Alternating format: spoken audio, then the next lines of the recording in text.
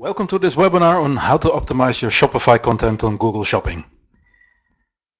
Right, so my name is Uriel Ballast. I'm originally Dutch, so please excuse me for the accent.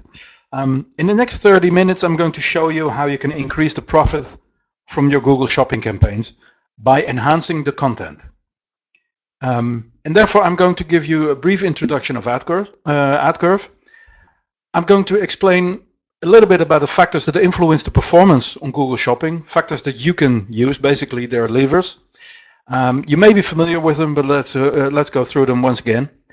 And then there are actually 3 steps toward to maximize your profit from Google Shopping. The first step is to connect, and that's basically what we're going to cover today.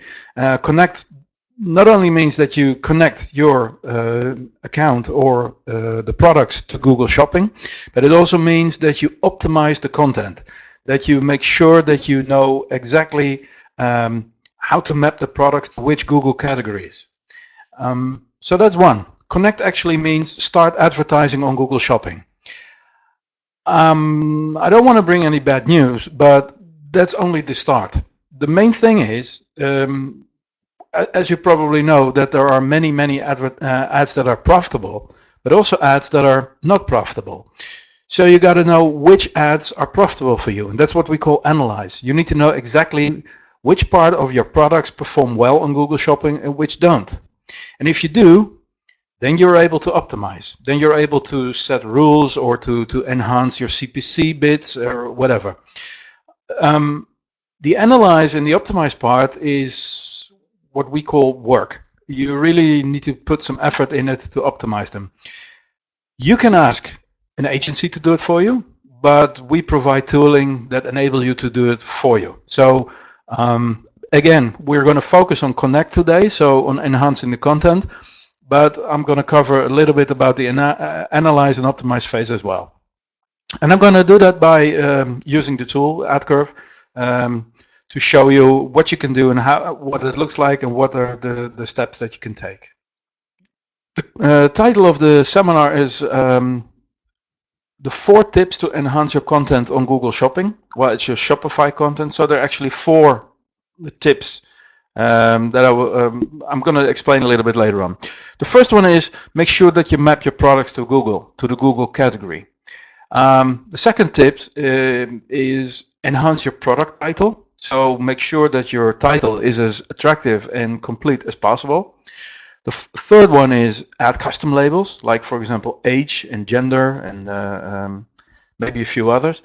And also to include smart content rules that are dynamic. I'll explain you a little bit later on how that works.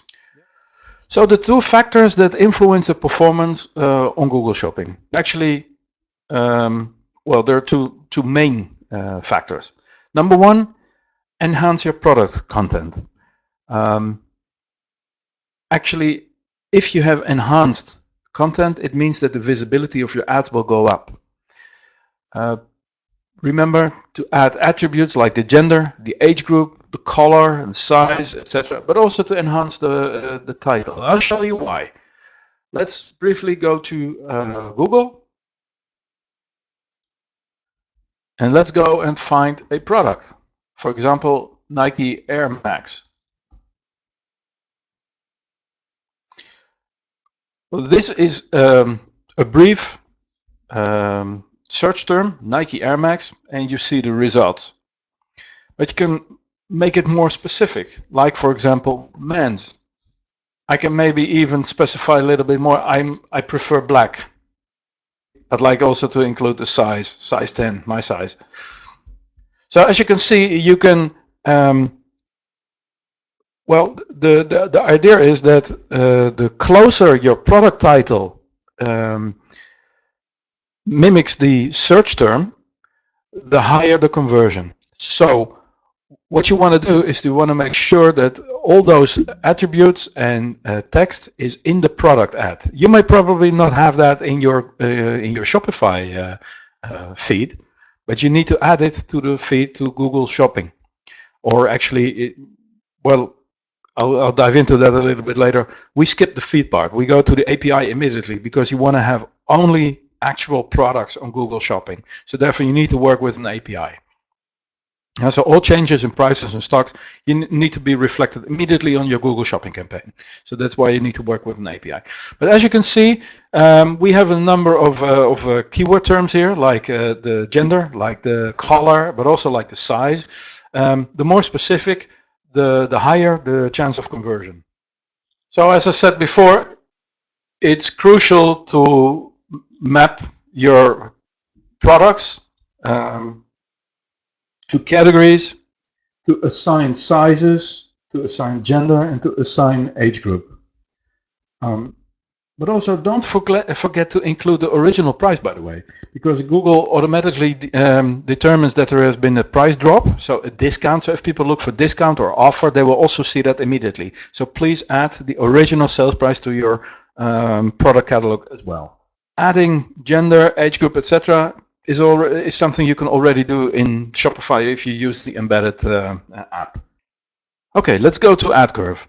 Well, I'm going to briefly show you what you can do with ad curve in order to optimize the performance, in order to enhance the content of your ads. Right, so here we are. As you can see on the left-hand side, we have a number of advertising channels. Of course, we're focused on Google Shopping, but you will probably advertise in a lot more advertising channels, so therefore you gotta have an overview of all the different advertising channels and its performance. And as you can see here in this overview, this is the margin, this is the number that it's really the most important one.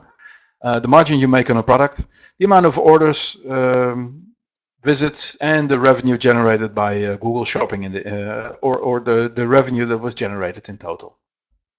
Let me take you to ad management. Ad management is the central place in ad curve where you can really optimize and improve the performance of your ads, the individual ads. And as you can see, this is a list of, in total, 1,415 product ads, and all the ads have an individual performance. These are all the different products. As you can see, the brand, you can see exactly the category, and you see the numbers. For example, in this case, the total amount of visits, the revenue that was generated by this particular ad, the margin generated by this ad, the costs, because you have ad spend, so the costs you spent on Google Shopping, and the profit. So the margin minus the costs is the profit per ad. And if you know the profitability of every individual ad, then you can optimize. So you gotta know the margin, you gotta know the ad costs, and then you have the profit, and that enables you to optimize it. Let's go and look for a category. Contains bikini. There you go. We have all the different bikinis. We select the products. We select Google swimwear. So we map the bikinis to the Google category swimwear. And as I said before, in this, all your products that are in the bikini category will be mapped to swimwear. So if people are looking for products in swimwear, shorts, whatever, your bikinis will show up. So therefore, it's key that you have that you map your products to the right Google category. It's not mandatory, but I strongly advise you to map your products to the right Google category. It's as simple as I just shown you. And for now on, every new product that is in the bikini category will be automatically mapped to the Google category swimwear. Okay, so those are that's the category. But you can map them to other things as well. For example, to the gender, female. So if you select the bikinis and you map them to the gender female, that's also so if people look for female swimwear, your products will show. Well, there are other labels you can map them to. In this case, it's the age group, for example, adults or infant or kids. With bikinis, you probably don't want to do that, but for other products, it may be interesting to add the age group to it. This is the first step to make sure that your products show, even if the title or the product description doesn't fully match the keyword search by the customer. We can even improve the visibility of your ads by enhancing the product title. For example, let's just take a few products. If I want to enhance the product title, and I want to add, for example, the size to it, I first add the word size. And secondly, the size. And as you can see, it has added the description size and the real value for size. And maybe you even want to add color. And do exactly the same. And as you can see, it says size 4 and the color true black. Again, this is a very, very simple way of enhancing your product title. It means that if people are looking for your for these products, that your product will show, and probably the chances of conversion are a lot higher. I'll even show you a very nice additional feature. For example, if you have products that are not in stock, you probably don't want to advertise with them. Later on, I'll show you how to set a rule, but in this case, you may want to do something different, because maybe these products are not in stock today, but when you have an order, you can well, you can deliver in 2 or 3 days. So you don't want to deactivate the product. You still want to sell, although it's not in stock. So you basically want to inform the customer, the potential customer, that you can deliver, but a few days later. So let's see what we can do. We can, for example, say that if the product is not in stock, you may want to add, say, 3 to 5 working days. And as you can see, it has added that description to the field delivery period. So if the product is not in stock, you can set the delivery field to 3 to 5 working days, or whatever value you want. Again, this is a really powerful way to inform the client and to make sure that you manage the expectations, but still, you know, that you're open for sales. If people see 3 to 5 working days and they buy, they're probably happy to wait for a few days. Right. So this basically covers the content optimization part. Of course, there are a few other things you can do. For example, you need to add a lot of pictures. The more pictures you have, the better. But this is really the way to make sure that people, when they search for a product, that it's visible and that it will increase your sales part.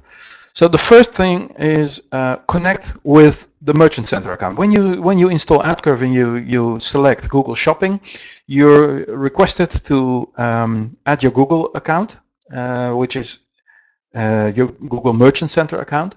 That means that we automatically use the API. So you start using a content API. Basically, that means that all your products are always up to date. Price changes, stock changes, whatever, they're reflected immediately in Google Shopping. But we also import the cost on a daily basis. That's also key. As you saw, you can enhance your product title with the size and the color and the brand, etc. You can add some values, the attributes, like age group or gender. And of course, the category mapping. So this is to increase visibility, which means basically to increase your sales. But you also want to increase the profits, and therefore you have to have the right CPC bid. Now let's switch to the analyze part. So your products are out there, they're all on Google Shopping, you're making money, but you're also making costs. So let's go and try and find out what's profitability and what's non. So which ads are profitable and which ads are not profitable. And what is a good CPC bid? Yeah, is it the lowest bid or is it the highest bid? And if you know the CPC bid, so how do you set it? Well, let's take a quick look at this graph. As you can see, this graph, there is a so-called minimum bid. Anything you bid less, so any CPC bid less than the minimum bid means your product is not shown. If you start increasing the bid, your product will show more, which means that you will generate more sales. But in the end, the cost may exceed your profit, so you start losing again. So you've just exceeded the so-called maximum bid, or as Google calls it, the max CPC. So anywhere between the minimum bid and the maximum bid is your optimum bid. The important thing to understand for Google, or to understand, is that Google does not always charge the max bid. Google charges the second highest bid plus 1 cent. For example, you set a bid, maximum CPC bid of 30 cents. Your nearest competitor has a 20 dollar cent bid, so you will pay 21 cents. So with Google, you can easily set the maximum CPC bid, because in many cases you will not pay the maximum CPC bid. But still, you have to know what the right CPC is. There's one important thing to understand with Google Shopping and the products, is that you cannot, well, you can't really set a CPC bid per product. Google needs a certain volume in order to optimize the performance. And generally speaking, the performance, the amount of clicks on a single product is not high enough for Google to optimize your products. So therefore, you can categorize products into so-called bidding groups. You can categorize them, and you can, so basically you cluster them, and you say this amount of these products, for example, have a maximum CPC bid of 20 cents. And these products have a maximum CPC bid of 30 cents, or whatever. So you can determine the maximum CPC bid and associate that to your products. You define the bidding groups, as it's called, in AdWords. For this example, I've listed a number of bidding groups, group A, B, C, etc. There are 10 of them. And you set that in Google AdWords. And what you can do is you can associate, for example, group A or group B to your product. And then Google recognizes the label, matches it to the bidding category. So all the products that have been associated to group A will have a maximum CPC bid of, in this case, 10 cents. Yeah. But therefore, you have to know what the CPC is and how what you can do. So let's switch back to AdCurve. Let me show you the ad management dashboard again. And in let's select the products, and let's select, for example, the eCPC. The eCPC is the effective CPC that you're paying. Let's see. In this case, you can see that the eCPC, so the cost per click, as it's called, is 33 cents.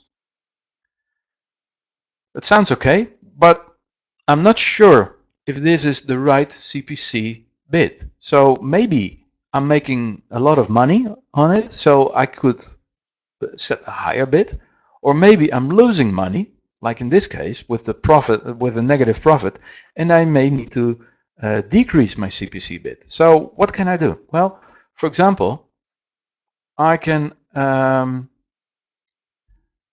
say if this the maximum CPC is greater than the 40 cents, there's room for improvement.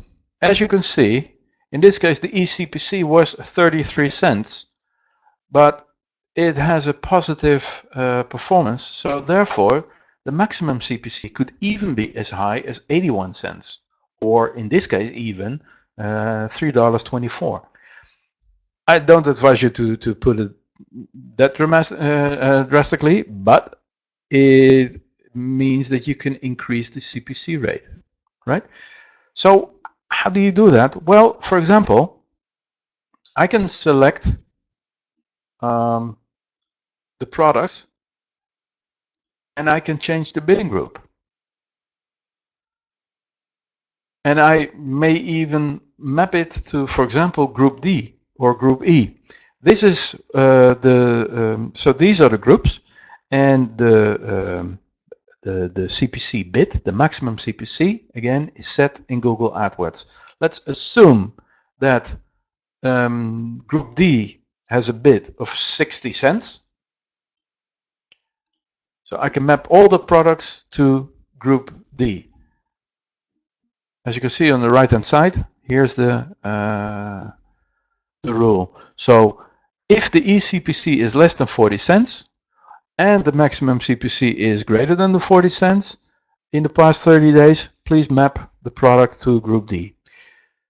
Once you've done this, you don't need to set it again. You can just monitor the performance. You can see which products are profitable, which are not profitable.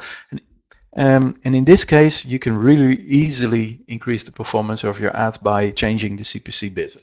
We have this customer case. It's a really nice case. It's a fashion and apparel industry. Jewelry and watches is were the main products. When they started out, all their products had an average CPC of $28, which isn't bad. But after after the introduction of the bidding groups, the average CPC has dropped to 20 cents. But they also created some bidding groups that had a max CPC of $1 or even $1.20. Those are the key performance products that have the very popular products that generate a high profit, and you want to increase the CPC bid for that. For products that have even the products that are very popular but the sales are low, so because you have a high, it's a very competitive market, you want to decrease the CPC bid because you're not making enough money. And again, the bidding groups is a very easy way of managing the optimum CPC bid for your products. If the performance changes over time, you can switch them between the different bidding groups. But this is a very nice way of increasing your profit. And as you can see, the average bid reduced by 29%, while still having the same sales, meaning that they made a lot more revenue from, a lot more profit from Google Shopping. So to summarize. Well, the first thing you got to do is enhance your product content. And those are the 4 tips. Remember, you need to map, I strongly advise you to map the products to the Google Shopping category. Also to enhance the product title. Add, for example, age group and gender, etc. Everything in order to increase the visibility of your ads. Also, use bidding groups. Use bidding groups based on the maximum CPC. So make sure that you know the performance based on the margin and the costs. And then you can increase or decrease the CPC bid. Manage the ads at an individual level. So as you saw, if the performance changes of an ad, or if, for example, the stock status changes of an ad, make sure that it is reflected in Google Shopping. And with everything, try and save a lot of time by automating. You can fully automate this optimization process. What we've seen, what we've discussed, is are many steps actually, but you can fully automate this. Meaning that you of course you still need to monitor the progress on a weekly basis, but by setting it up in this way, you can make sure that you increase your profit and that you minimize your time and your effort. If you like what you've seen, I strongly encourage you to go to the App Store and select AdCurve. When you install AdCurve after, which is basically in a few steps, 30-second install. After that, you can select the Google Shopping app and again connect with the Merchant Center, and then you're up and running. Thank you very much, and I'll have a good day.